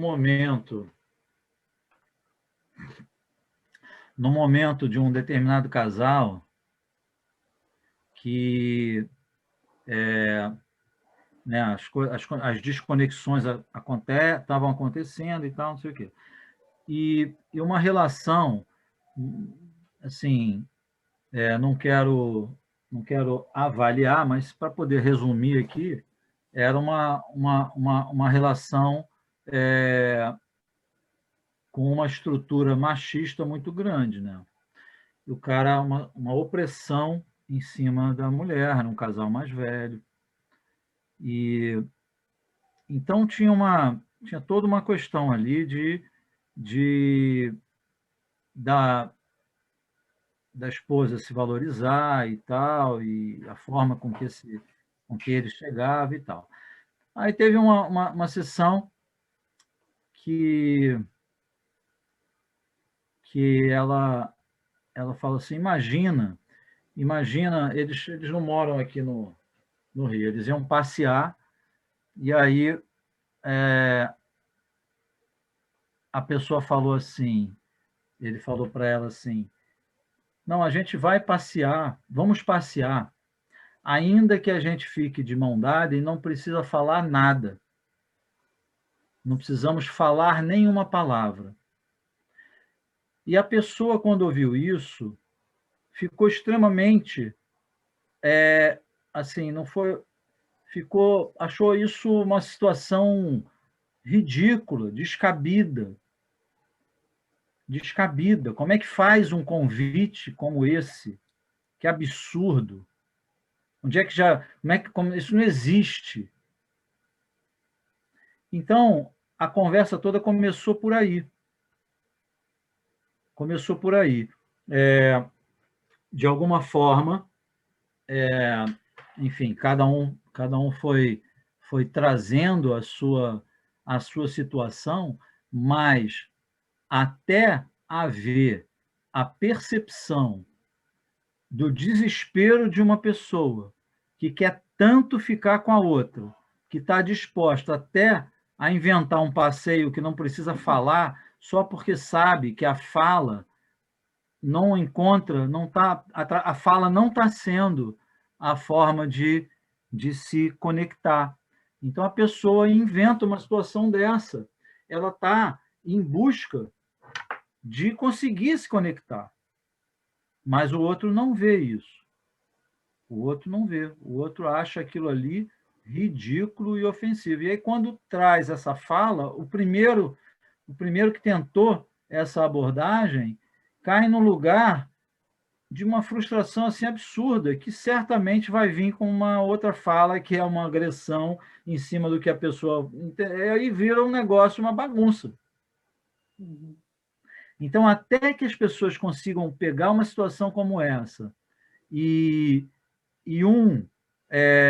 perceber o que queria, o que estava por trás dali, o que o outro está querendo, e que aquele convite não atende em nada do que o outro está querendo, e já vem falando há tantos encontros, há tantos anos. Por que que uma história dessa cai tão mal para o outro? Então, começa com uma situação objetiva, que era simples, mas que, na verdade, traz uma bagagem de uma vida inteira, de uma não escuta do que essa pessoa está falando, do lugar dessa pessoa, do valor dessa pessoa. Uma fala que a expressão corporal, sempre que a pessoa fala, o outro faz com a mão assim. Então, essas percepções, de alguma maneira, trazem uma luz de conexão, ainda que possa demorar um pouco até isso incorporar, né? Mas não sei se eu te respondi, Andréia, mas a ideia assim, de ter sempre tem uma questão objetiva, tem uma questão objetiva, que era um passeio, né, por exemplo, ou é uma a questão é a busca de como o momento que a gente vai usar esse método, né? Que não necessariamente precisa ser totalmente preventivo, ou seja, no caso, né, que você colocou dos sócios que estavam querendo fazer um acordo, até que chegaram entenderam que não iam ter esse acordo. Então, ali foi uma questão preventiva. Ali eles tiveram uma consciência de uma necessidade, né, de ter um mediador, mas muitas situações já veio o conflito, né, vamos dizer, no caso do judiciário ou no caso privado mesmo, já vem um conflito, já vem com uma questão realmente para ser tratada. Então, em que momento você pode usar a mediação preventiva? Não necessariamente porque não foi uma conduta preventiva no sentido, nós precisamos disso. Não, já houve um conflito. Um momento maior acho que seria quando não há esse rompimento, ou então há a intenção de se preservar a relação. Eu só estava querendo entender um pouco desse momento que se poderia utilizar a técnica, mesmo havendo um conflito, mesmo não sendo aquele pensamento preventivo de que já existe uma cultura de se preservar, de se usar a mediação como uma situação preventiva. Não, já existe um conflito, mas eu ainda posso utilizar a mediação de conflitos preventiva porque ali existe uma intenção, talvez, de se preservar a relação ainda que haja um conflito. André, como eu falei, na definição, na lei de mediação, na definição da mediação, fala sobre preservar a relação. Então, a gente está falando de um método que é um método que busca isso, de preservar a relação. Então isso tá na base, mas talvez a mediação ela esteja atuando entre um organismo e um dente que já está solto. Entende? O dente não, porque o dente não tem vida própria, mas alguma coisa desse gênero, sabe? Porque acho que a mediação preventiva, as pessoas ainda estão juntas, então elas têm um campo para errarem, para experimentarem, para mudar, um campo mais favorável para esse aprendizado, esse desenvolvimento da relação e pessoal. Eu podia perguntar uma coisa? Será que eu estou falando demais? Posso falar aqui um pouquinho? Eu acho que sim, Joana. Segue aí. Estamos juntos. Eu vou retornar à colocação da Clarissa, que assim, eu tive a mesma sensação. Os conflitos já abertos, as pessoas identificam mais a necessidade de uma mediação. Mas quando é anterior, quando o conflito está se desenhando, qual a tua experiência? Porque as pessoas, às vezes, tem pessoas que nem sabem que já estão em conflito, ou não têm essa perspicácia ou essa visão de uma mediação preventiva. Como é a tua experiência? Em que momento essas pessoas têm essa ideia? Vamos fazer uma mediação preventiva para isso não se tornar um conflito aberto, como é que, na tua experiência, como é que as pessoas percebem que existe esse momento? Eu acho que elas percebem quando o nível de discussão, porque as discussões, né, são inerentes, né, às relações, mas o nível de discussão e de desconexão é muito grande. E elas ainda estão juntas. Então, quando naquele organismo tem uma dor, que é uma dor que as pessoas podem olhar uma para a outra e falar: a gente não está conseguindo conversar. Vamos chamar um profissional? Vamos chamar alguém para ver se muda alguma coisa? Então, é nesse... E nem sempre o terapeuta vai resolver também a questão, né? Nem sempre é o terapeuta só que é o indicado. Eu estou no meio de uma mediação agora que enfim, são duas pessoas que se adoram, um pai e uma filha, e que, por causa da alimentos, que começou quando ela tinha 12 anos de idade, sei lá, 10, 11 anos de idade, ela agora com 19, a mãe sai do processo e ela fica. Então, virou um processos, que já são 3, trocados entre pai e filho, que se adoram, que estão constrangidíssimos de estar ali, né? Então, é interessante, porque ambos recorreram à terapia, eles acabaram na mediação, um deles, acho que solicitou no tribunal, isso é do tribunal, mas eles estão assim, nós já estamos na 5ª sessão e agora chegaram a um acordo, finalmente, mas, para isso, tivemos que mergulhar na parte subjetiva mesmo, muito, a ponto assim, de, no meio da sessão, às vezes, um dizer assim, deixa eu fechar a câmera e falar com ela pelo telefone agora. Aconteceu já 2 vezes, e eu digo, deixo. Ela está na tela também. E eu pergunto, posso fazer? Pode fazer. Os 2 desligam a câmera, desligam o som, falam, voltam para a sala.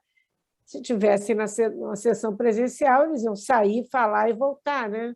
Uhum. E é muito interessante. Teve uma sessão, que a menina naturalmente está mais constrangida que o pai. E a menina diz assim para mim, no meio da sessão, no cálculos, eu queria pedir uma coisa. Falei, o que você... Pensando com ela. Eu queria que ele fosse comigo na minha terapeuta. Aí eu disse, poxa, super válido, eu te compreendo, mas eu não estou entendendo. Você quer que eu leve isso para ele, é isso? Não é isso. Falei, então você está aí, né? Validei aquilo tudo para ter certeza, voltamos para... E aí falei com o pai. Ele ficou... Ele chega a lacrimejar. Aí a gente está vendo isso tudo na tela. E aí ele diz assim, os 2 na tela. Então, você então, eu acho que ela concorda também de vir comigo no meu terapeuta. E aí os 2 concordam, então eu falei, então vamos suspender a sessão, vocês vão os 2 agendar o terapeuta, eu agendei a outra sessão, e essa coisa foi toda assim. Mas é assim, são pessoas que se comunicam, mas que, de repente... E ele agora já falou, eu não podia imaginar que com a mediação nós fôssemos conseguir isso. Ele já falou em tela isso para mim, em cálculos, assim, agradecendo dele ter aberto de novo o canal com a filha, né? Então, a parte... Eu não sei que horas isso começou, o conflito não é deles, né? Era com a mãe, mas é muito bonito de ver, né? E eu acho que também não sei qual é a hora que a mediação, que você vai conseguir fazer isso preventivamente, porque essa pessoa, por exemplo, eu contei isso tudo, esse pai, por exemplo, amanhã ou depois, se ele tiver uma questão qualquer, ele vai primeiro pensar numa mediação. Uhum. Né? Que ele entendeu como a coisa, ele talvez fosse recorrer preventivamente a uma mediação. Eu me lembro, bacana essa história, Cris, muito é bacana emocionante. mesmo. A gente teve que se cuidar porque eles estavam muito emocionados. Né? Muito legal. Enquanto você falava, eu também me lembrava aqui do início, porque essa só para não eu mesmo, né, talvez ter trazer um pouco mais de clareza, porque geralmente o início da mediação preventiva é uma tomada de decisão. Então, por exemplo, uma situação, um casal que mora fora e que estavam pensando em mudar de país. Foi o início de uma mediação que depois continuou durando, começou a trazer coisas mais do dia a dia. Uma outra situação era um casal que tinha um filho e ia ter o segundo filho. Um queria, o outro não queria.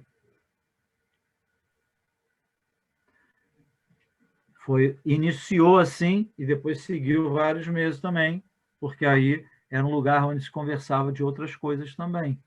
Sempre com alguma coisa objetiva ali na pauta, mas eu acho que o início da mediação preventiva está muito ligado ao pode estar ligado ao ciclo de vida da família. Né? O filho quando vai sair de casa, o filho quando vai casar, o neto, coisas que marcam uma família, por exemplo.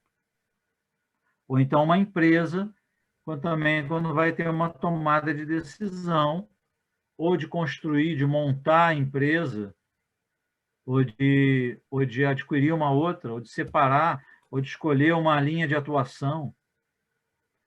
Então, são inícios. Mas o que eu vejo é que muita gente depois fica porque o trabalho da comunicação que acontece na mediação, eu acho que é um trabalho que deve ser diferente mesmo da terapia, porque eu não sou terapeuta, mas o trabalho ali de comunicação é diferente, deve ser diferente, por causa dessa coisa mais objetiva, talvez. André, eu acho que estamos no nosso horário, não? Isso, exato. Isso que eu ia perguntar. Porque estava tão bom que nós já fomos direto, né? Nós avançamos um pouco mais. E aí eu queria saber se alguém gostaria de finalizar com alguma pergunta que gostaria de colocar, senão a gente já vai se encaminhando para encerrar. Alguém teria só alguma pergunta antes de eu finalizar?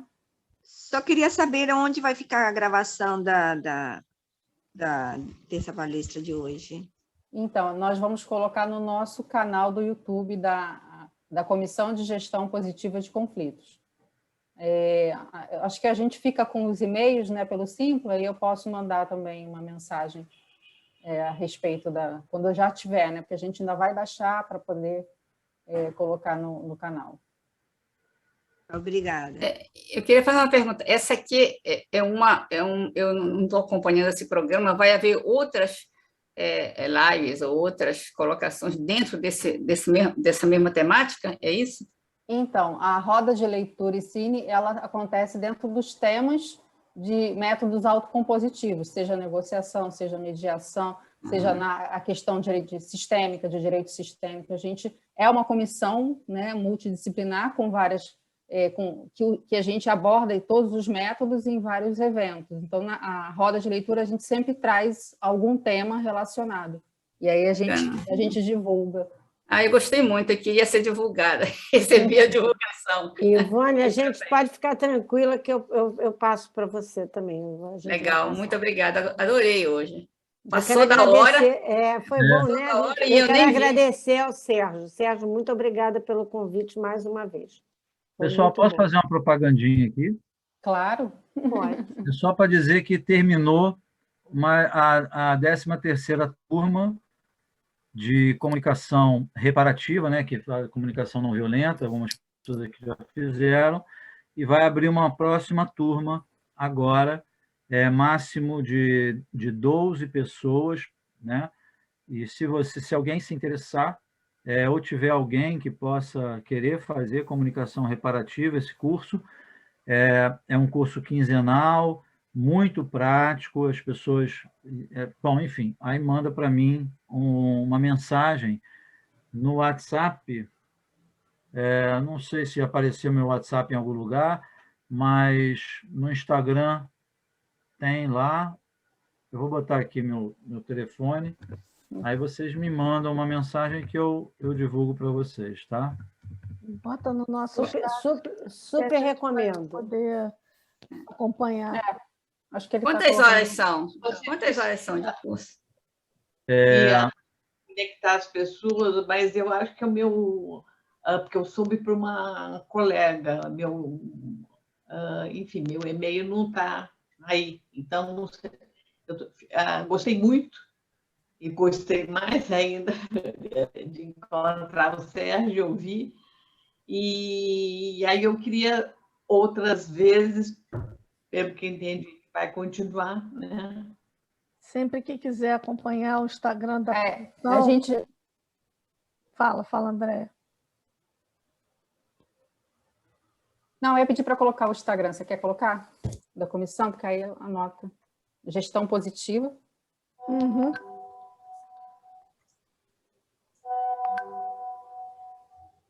Aí underline aba RJ. Gestão positiva o quê? Underline aba RJ. Tudo junto? Aba RJ? Tudo junto? Deixa eu escrever aqui. Peraí.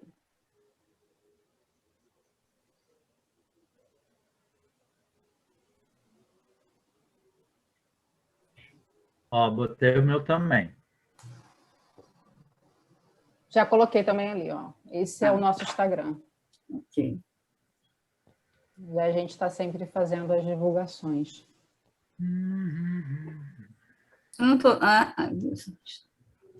Andréia, então você faz o encerramento? Sim, quero agradecer primeiro a todos que estiveram aqui com a gente, né? A oportunidade de estar trazendo esses eventos, de estar comunicando sobre os métodos autocompositivos. Isso para a gente é sempre muito importante, essa difusão, né, de tê-los aqui conosco. Agradecer o convite que fizemos ao Sérgio, ele atendeu, né, de forma muito graciosa de, né, nos trazer um material dele, né, que ele construiu para a tese, para que fosse disponibilizado para a gente ter acesso a esse conhecimento. Eu acho que foi uma excelente troca que tivemos aqui de conhecimento, de estudos e de oportunidade da gente aperfeiçoar cada vez mais a mediação, né, com novas técnicas, novos métodos e também essa troca do que está dando certo. Então, para a gente é muito positivo. E seria isso. Uma boa noite para todos. E a nossa comissão está à disposição, né, pelo nosso Instagram, né? Vocês podem acessar lá qualquer mensagem. Posso fazer uma foto do finalzinho aqui, de quem está Claro, aqui ainda? Pode. Vamos dar um risinho, todo mundo, assim.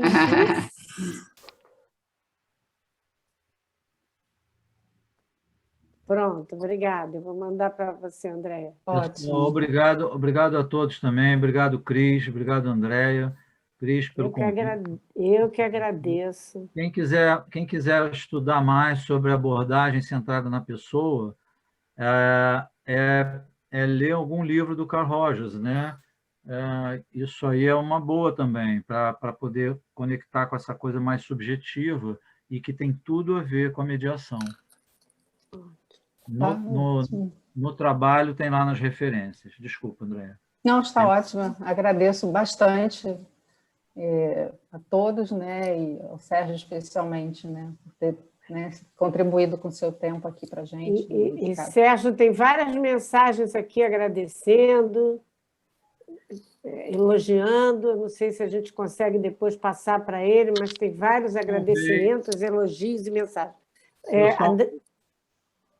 Desculpa, Cris, eu salvei aqui a conversa. Tem os 3 botõezinhos ali, pontinho. Ah, tá. E você gravou já. Aí permite salvar. Ótimo, ótimo, ótimo, porque a maioria é dirigida a você mesmo. Então, tá bom. Beleza. Exato. Uma boa noite, então. Boa noite. Muito obrigada. Boa noite a todos. Boa noite. Beijo. Boa noite. Tchau, Yolanda. Boa noite.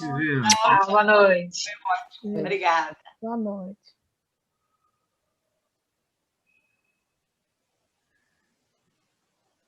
Andréia, sou eu que vou gravar, viu? Ah, é você que vai gravar. Tá, então você que dá o fim. Você que sai, eu tenho que sair antes, né?